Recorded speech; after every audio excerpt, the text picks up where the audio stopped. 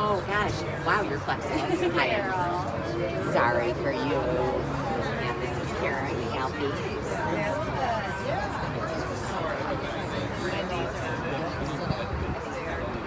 And where are you living? Oh, that's wonderful. So I think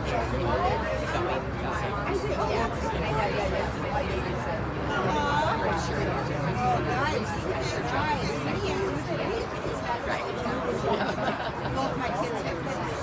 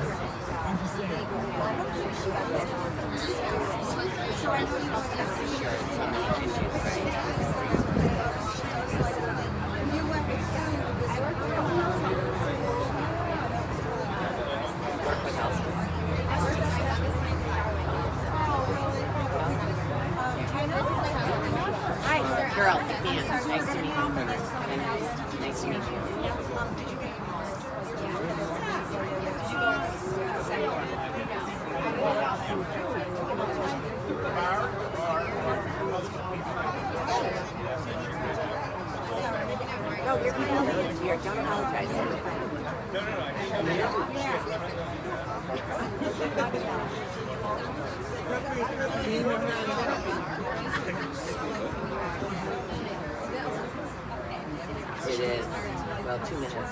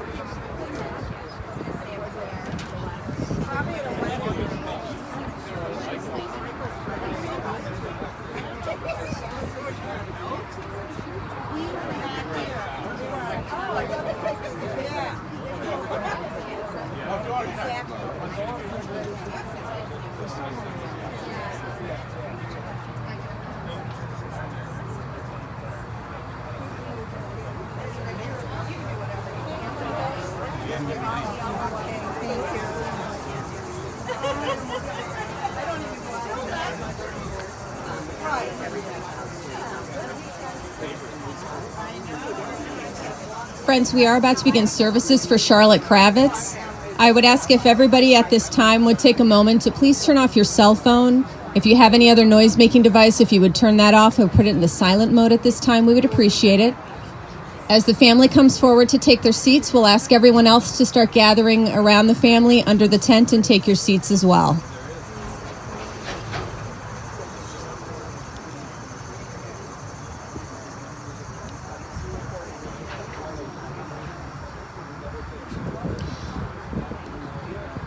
Officiating our services today is Rabbi Wendy Geffen from North Shore Congregation Israel. And again, if anyone does have a cell phone or any other noise-making device, we'll ask you to turn it down or place it in the silent mode. Or turn it.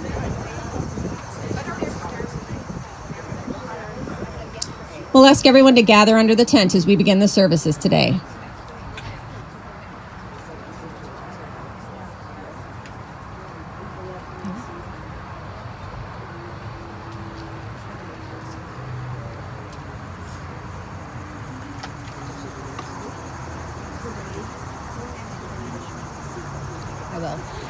There are a few seats. If anyone would like to be seated, there are a few seats available here. And if at any point you feel that you'd like to sit, just kind of come forward and sit, no problem. It's in the main seats. Good seats.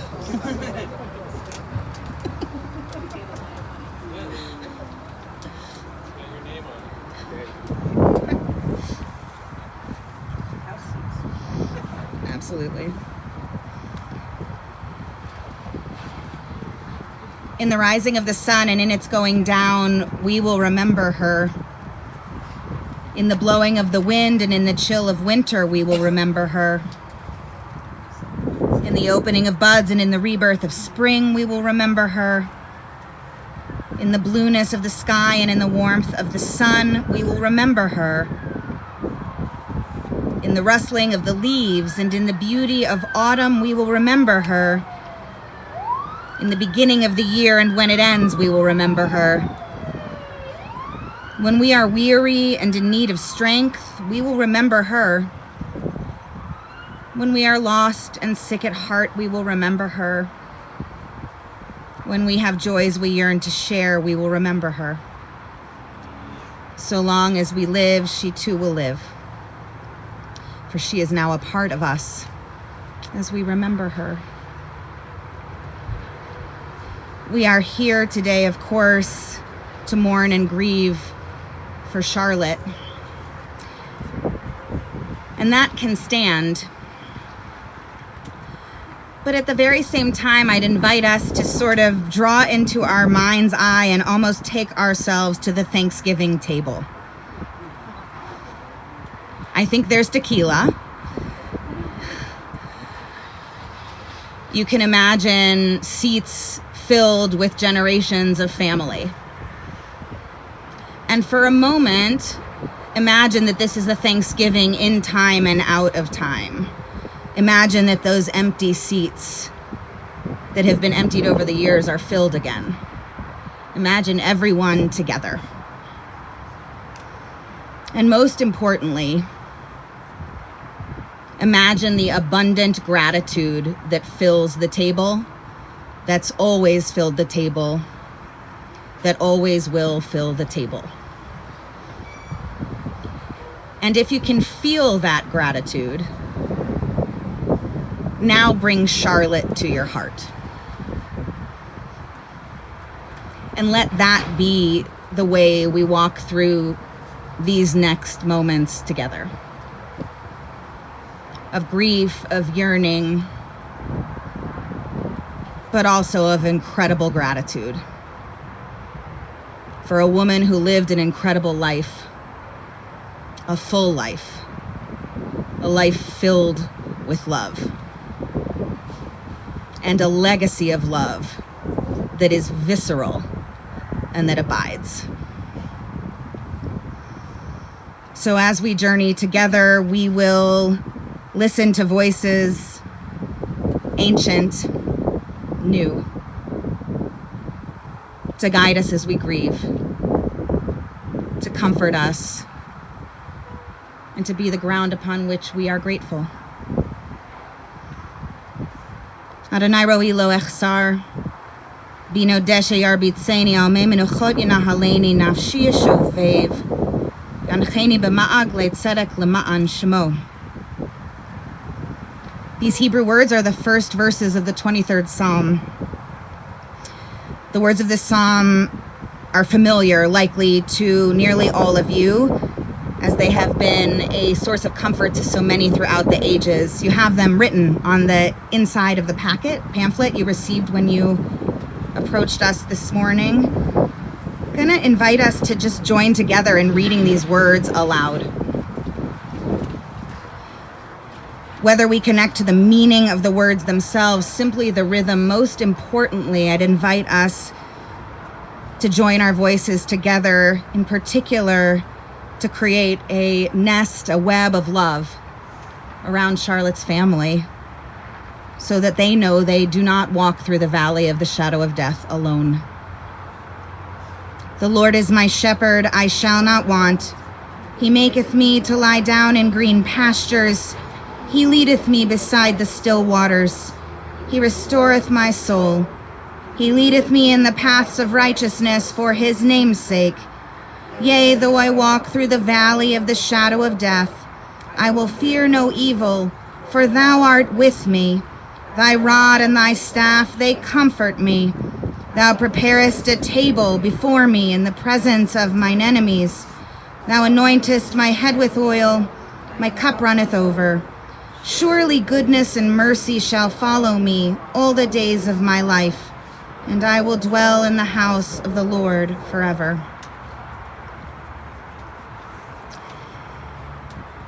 From the words of Chaim Stern, it is a fearful thing to love what death can touch. A fearful thing to love, hope, dream, to be. To be and oh, to lose.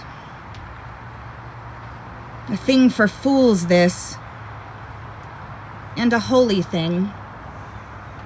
A holy thing to love. For your life has lived in me.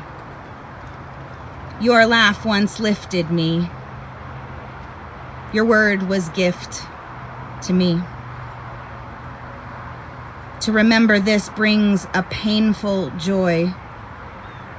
It is a human thing, love, a holy thing, to love what death has touched.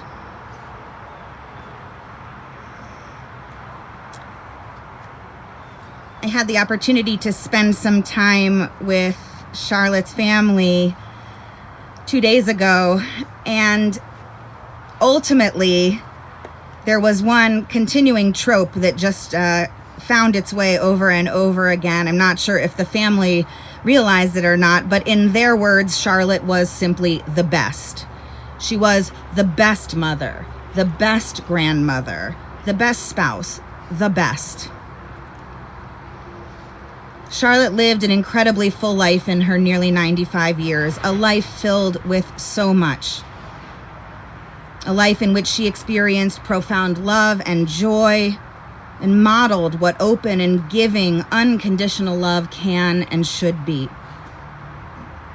A life in which she experienced deep pain, but nevertheless always found a way to move forward, to be grateful, to see blessing, to continue to give her love. And the truth is, there's no way we could ever capture the full depth and breadth of Charlotte's life and its impact in whatever time we had together today.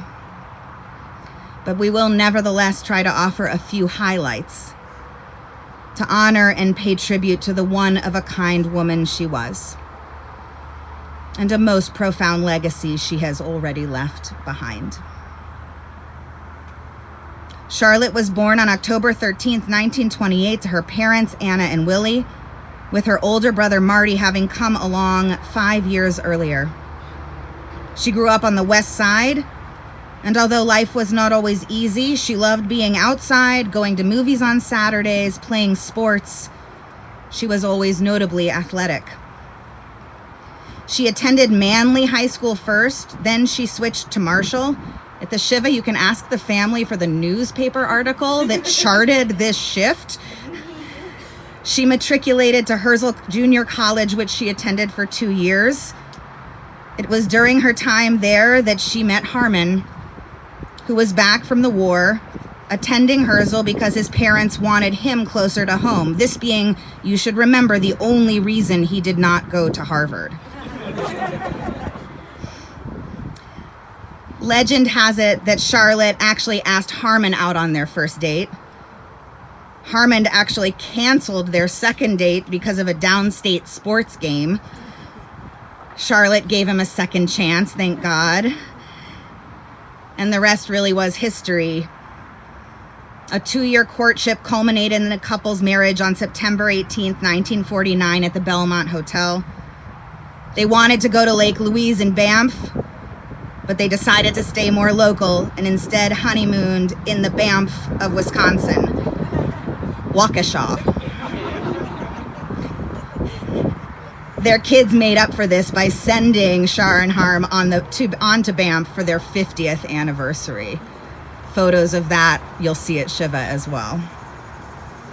The couple settled first in Austin in an apartment, made their way to Melrose Park where they built their first home, and eventually headed to Highland Park, which really became their hometown for nearly the rest of their lives. Together, Harmon and Charlotte shared a wonderful marriage, the best. Harmon always made Charlotte laugh a lot. There was travel for business, for pleasure, as a couple, with the family, including 2 epic road trips spanning broad swaths of the entire country. Harmon and Charlotte were very social. They had many friends. They loved bowling in the earlier years on Wednesday nights. They took Little League trips. They golfed. They danced. They hosted and they entertained. And they always loved a cocktail. They really lived their lives together and were there for one another through it all. And in the end, they shared 70 years. In Harm's words, 50 happy ones.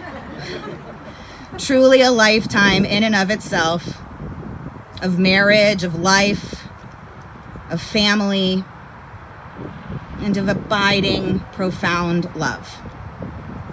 The best. Charlotte was also the best mom. She always put her kids first. From the kids coming home for lunch every day from school to Mary Poppins music playing in the house, to countless carpools, to regular trips to Kittyland, whatever it was, she was ever present in their lives and she loved each of them most deeply. That said, Sue likely got the strictest version of their mom. Ellie seems to have gotten away with nearly everything, except for a cleanliness in her bedroom factor, right? There was some sort of issue about that. And then, of course, to keep with the running joke, Marc was the favorite. This was proven by the fact that he was the only one who got orange juice every single morning. And as each of the kids grew into adulthood, Harmon and Charlotte treated their kids like they actually enjoyed being with them. Because they did. And when Alec, Eric, and Howie entered the scene, Charlotte was welcoming and inclusive. They were just a part of the family, as if they'd always been there. Charlotte was Grandma, Grammy, or Grandma Char to Rachel, along with Althea, Mike, along with Elizabeth, Will, Kate, Emma, and Henry, and Jonah. Each a true blessing. Charlotte was so excited to be a grandmother because she and Harm got to be grandparents at a relatively young age. They were truly an inextricable part and presence of each of their grandchildren's lives, and they shared so much together. Along with Harmon, here too Charlotte was the best. And of course, what a truly incredible gift to live to meet not 1, not 2, but 3 great-grandchildren in Ella, Hannah, and Asher. Charlotte was a person who lived in her life, always. She was modern, learning computer later in life. She was a true lifelong learner. She loved to read. She always wanted to be a librarian, so she worked at the library. She was artistic and creative. She was in a golf league for 40 years and taught many of her family members how to play golf. And Charlotte lived. She lived in her life even when it was incredibly hard to. Undoubtedly, Marc's death devastated Charlotte, as it did Harmon and the entire family. And somehow they kept going. Charlotte kept going. Her strength, bolstered a little or perhaps a lot by her stubborn nature sometimes, enabled her to move forward, always being the one to reassure everyone else that, in her words, everything will be okay. There was nothing more important to Charlotte than family. This was the core value of her life, and she made that value manifest through everything she did. Truth be told, the last year and a half have been particularly hard. But Charlotte persevered. There were a few escape attempts at different locations because she wanted to live her life. As recently as last week, she had plans to bake a cake for the grandkids. And in the end, Charlotte waited to see all her children and all her grandchildren, her entire family. They all got to tell her they loved her. And that's about as happy as an ending could be.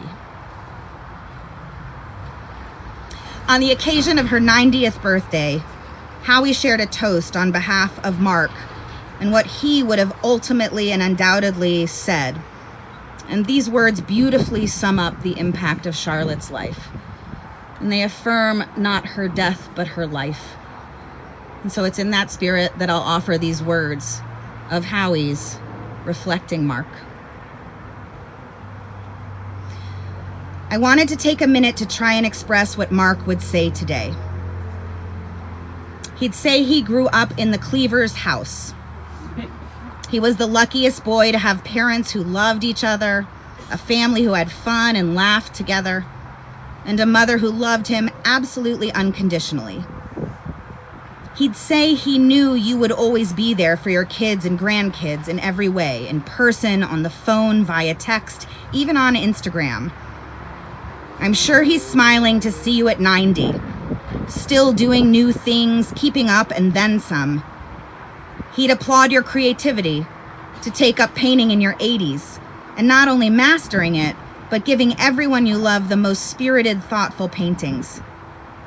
He'd remind everyone how you've kept Grandma Anna's cooking and baking legacy going, from mandelbread to pikeys to every kind of cake and cookie, even to noodle-kugel at Thanksgiving.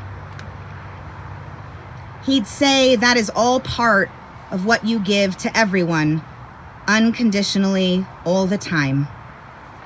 You gave that love to him, he gave it to Emma and Jonah, and that's a gift from you they will carry in their hearts forever. He'd want us all to raise a glass and give you a standing ovation for your heart, your kindness, your generosity, your perseverance, your strength, and all your love. Charlotte Kravitz was the best, and her memory will and is already a blessing. We'll hear now from Sue and Ellie.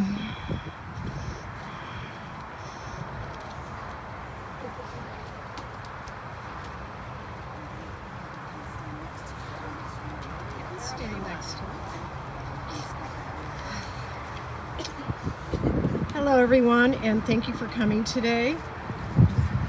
Okay, I am Sue. Oh dear. Okay, how's that? Okay. I'm Sue, Charlotte's oldest daughter, as my sister always reminds me. I'm the older one.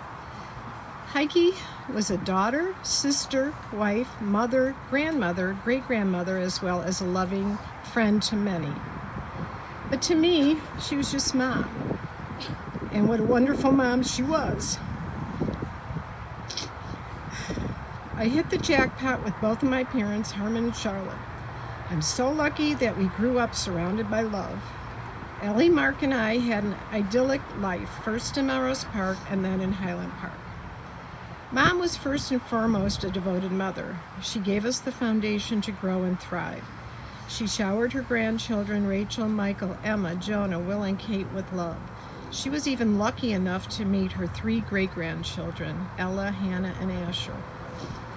She loved her growing family of Alan, Howie, Eric, Elizabeth, Althea, and Henry.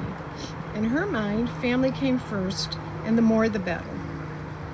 Mom also had many interests, from baking to crafting, golfing, Mah Jong, exercising, and in her later years, painting. She was always on the go and loved every minute with my dad. Though she had to slow down in the past few years, she was always moving forward. Not even rehab could slow her down. She became notorious for trying to escape once by pulling the fire alarm. In the middle of the night. In the middle of the night. I am grateful for the time we got to spend together every day. Mom, you are the strongest person I know and my hero. I hope I can live up to the example that you set. I will love you and miss you forever.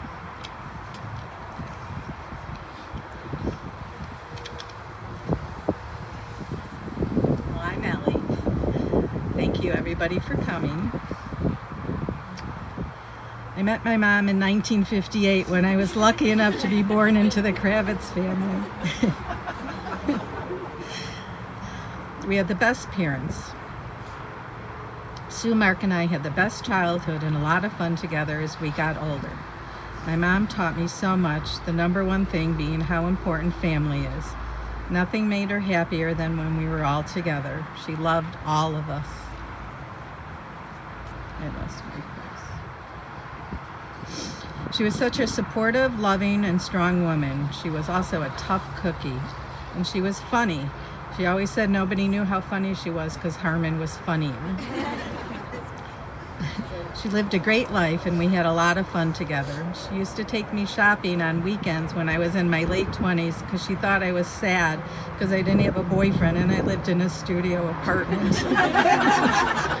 I wasn't sad, but I loved shopping with her. She taught me to love TJ Maxx and Marshalls, a very important skill I've passed on. She loved to help her family. She never said no. She liked to be busy playing golf and Mah Jong and painting and reading and being outdoors and exercising, and most recently doing cheer yoga at Brookdale, which she called cheer yogurt. She was perfect. Our parents were married for 70 years and they still liked each other. They taught me how important it is to keep laughing, and it doesn't get much better than that. I will miss my mom, talking to my mom 5 times every day. I already do. I will always miss her.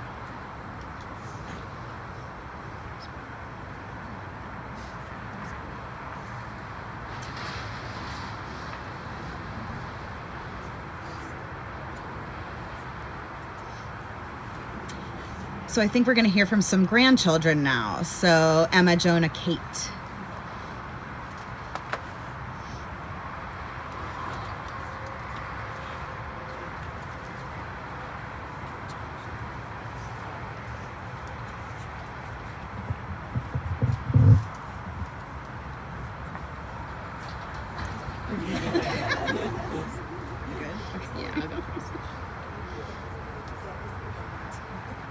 Okay, I'll go first.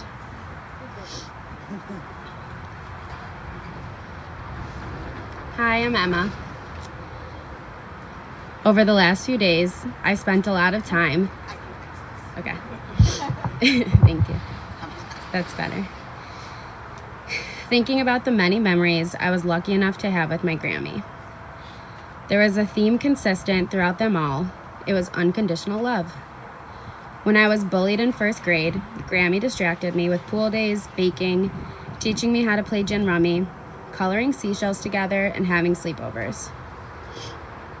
Growing up, no matter how big or small the progress I was making in school, sports, or in general, Grammy would make me feel like my accomplishments were the most important ones in the world. When everyone in my family would give me a hard time for getting caught making every possible mistake in high school, Grammy would always pull me aside and whisper to me that everything would be fine. Sorry. When my dad passed away, my grandma and I would have our own moments, sharing memories of him and missing him together instead of having to face that alone. My dad loved his mom so much. It was evident in everything he would do for her. Sorry. The relationship the two of them shared was so special and vibrant. Sorry. Sorry. You could feel their love and connection whenever you are in the room with them together. The two of them taught me so much about what family means and how special it is to live close enough to be a part of each other's day-to-day lives. She passed on to him her deep value of family, the traditions she so appreciated and kept up with, like our annual Thanksgiving debate of whether to cover the turkey while it cooked or not. She passed on to him how much it means to be present for your family.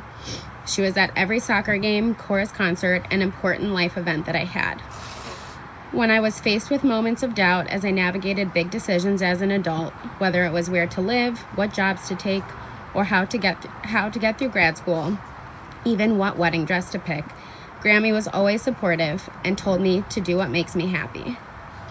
Her love was unconditional in the big moments, in the mundane weekly check-ins, and in every conversation we had. I will miss her deeply, but feel so grateful to have learned so much from her, to have shared so much of my life with her, and have had such an amazing grandma.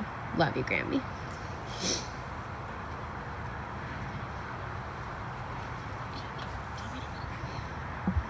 I'm going to read Jonah's. This is Jonah, Marc and Howie's son. He wanted to say a little bit about his grandma. She was the best grandma ever. She used to pick him up from karate every Saturday and take him on a Costco lunch date. She was stubborn and funny. They would have the best time together, especially at the pool. She was a good artist and a baker. I'm really gonna miss her.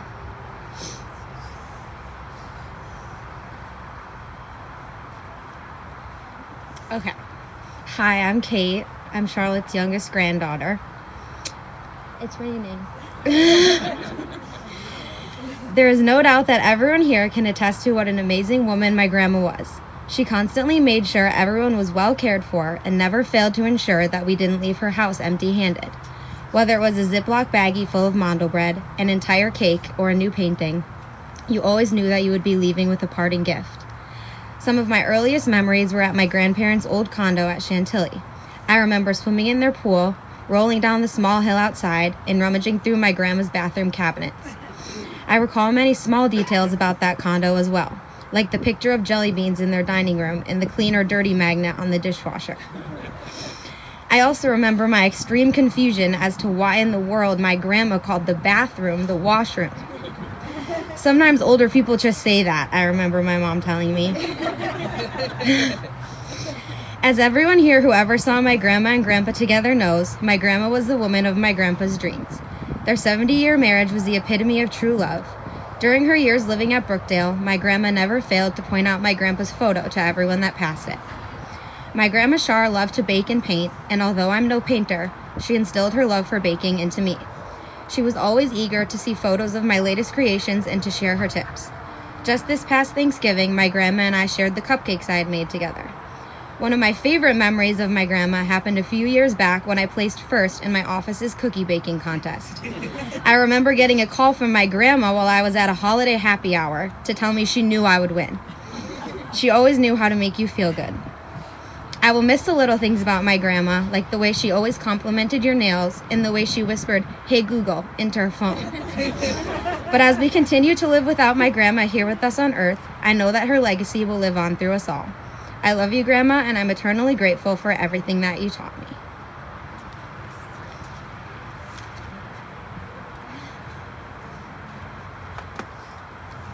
That was beautiful.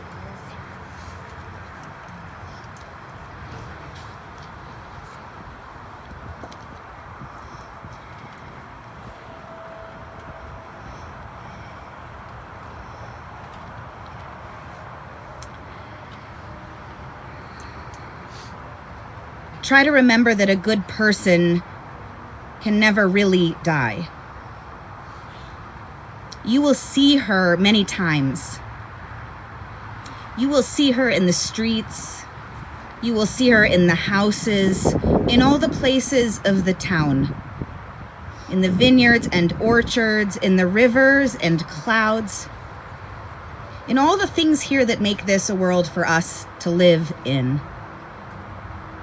You will feel her in all the things that are here out of love and for love. All the things that are abundant, all the things that grow. The physical person may leave or be taken away, but the best parts of a good person, they stay. They stay forever. Because love is immortal. And it makes all the things it touches immortal too. Would you please rise?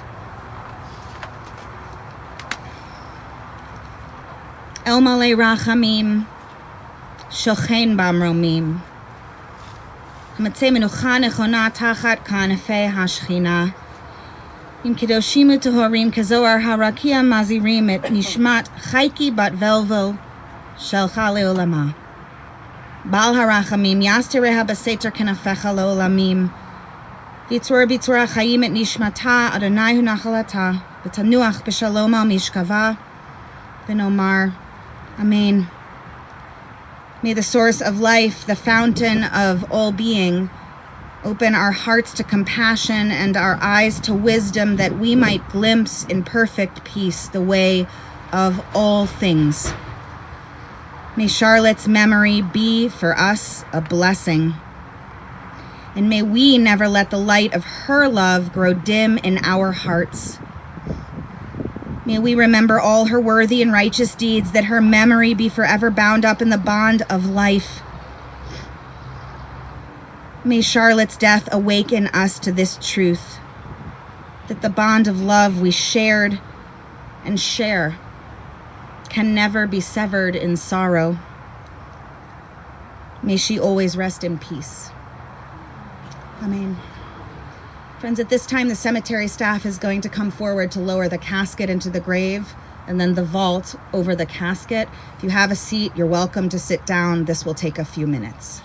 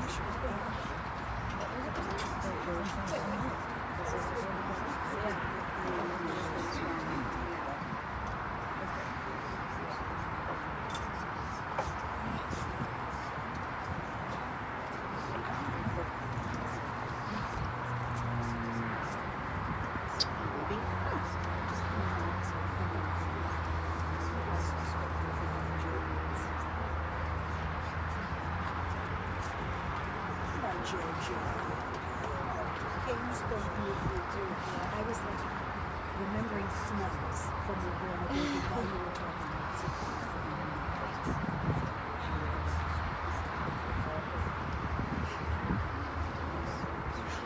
what a time.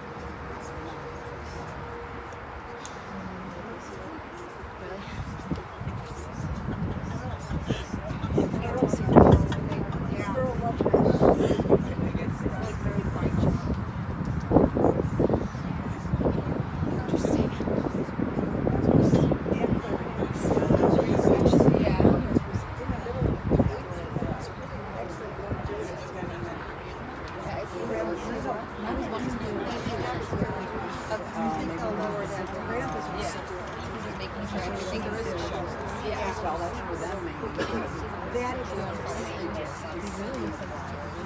Yeah.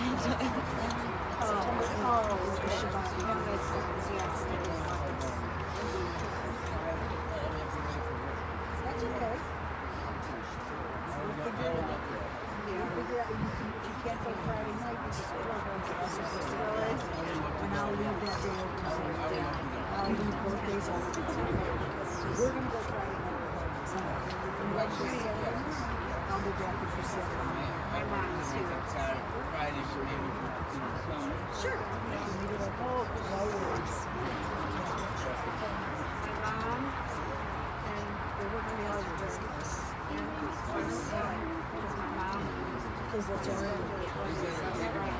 so one of them is on either side. Michael, I'm so sorry. Yeah, that would have taken a while if we had to walk through the big bush. Such a terrific special day. I had one year my wedding started out. Are they? Oh, the first thing that came to mind was the cookie. That's going to go down in history. Oh, and good. Like there's for example my grandparents. Thank you. My grandparents are Doris. Like way too far. Yeah.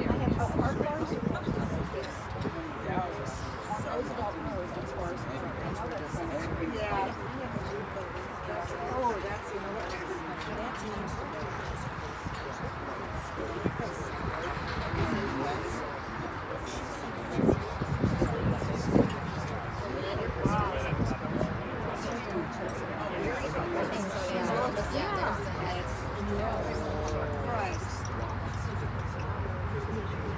They're probably like standing on.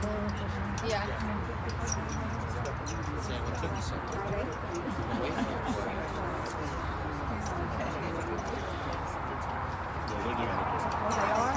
That goes first.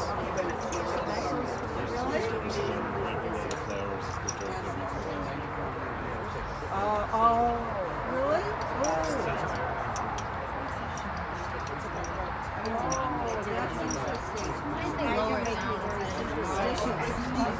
I'm going to visit my mom. Don't tell me. I don't like those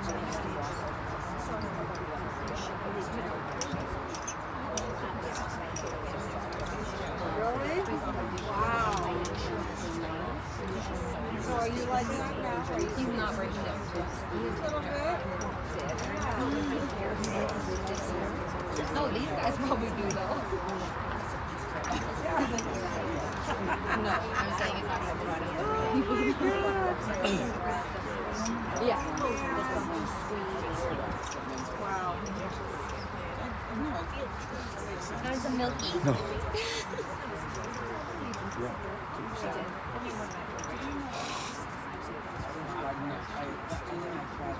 Yeah. That's a lot of people.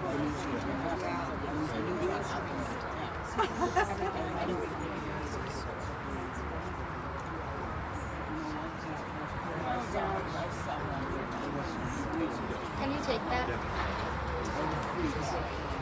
I'm like holding all this like trash because I'm just like needing to fiddle with something.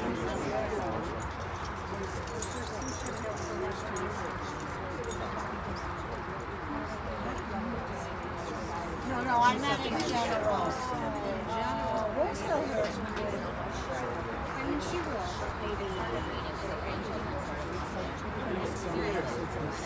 When they finished. Right, probably.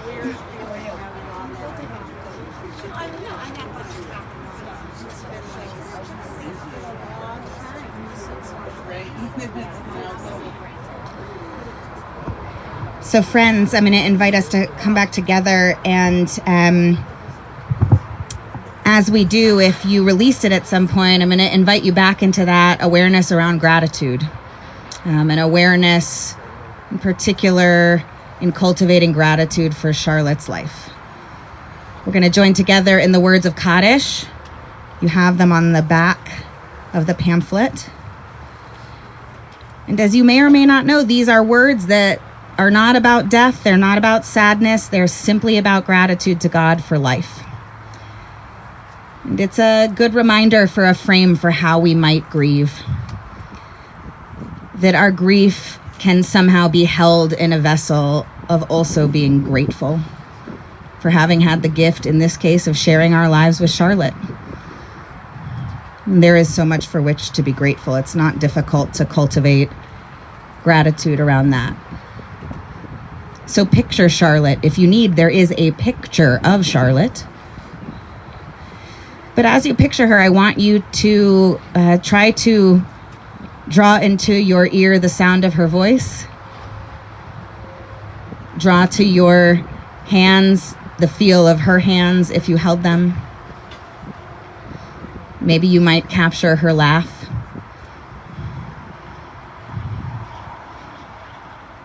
Let her be the full source of gratitude.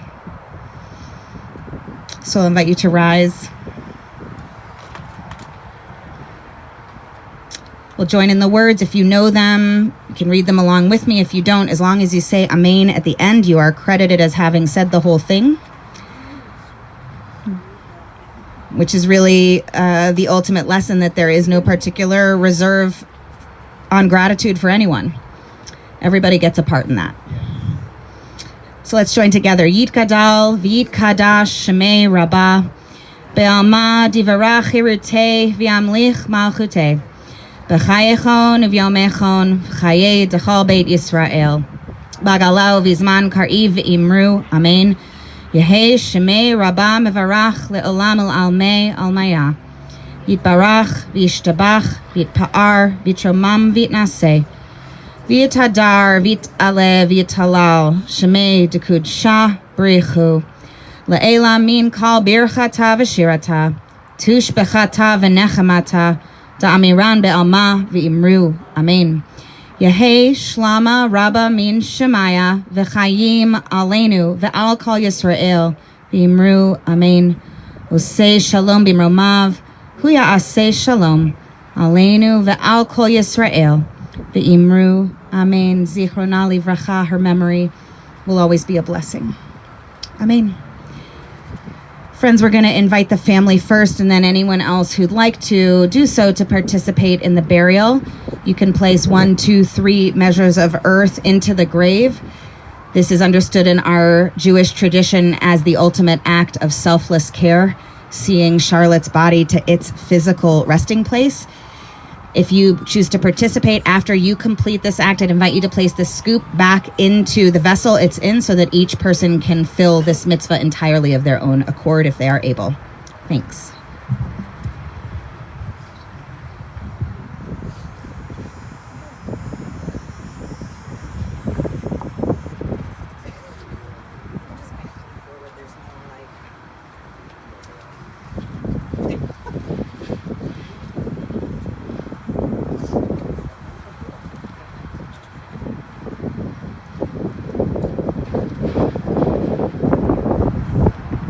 Friends, just a reminder, following the services today, the family will be together at the Seitler residence. That's 312 Prospect Avenue in Highland Park, and that's today from 4 p.m. to 9 p.m. That information is available in the folders that you received today as you arrived. And for those of you who were attending the live stream, it's also available on our website as well.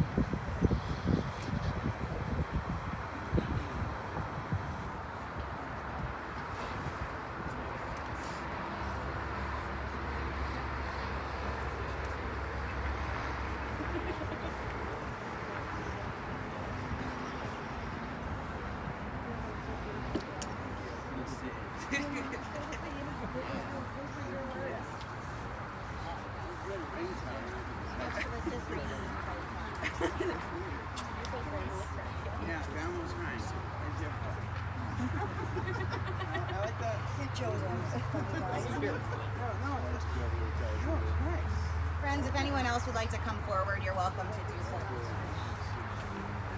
Yeah, good idea. There's a phone.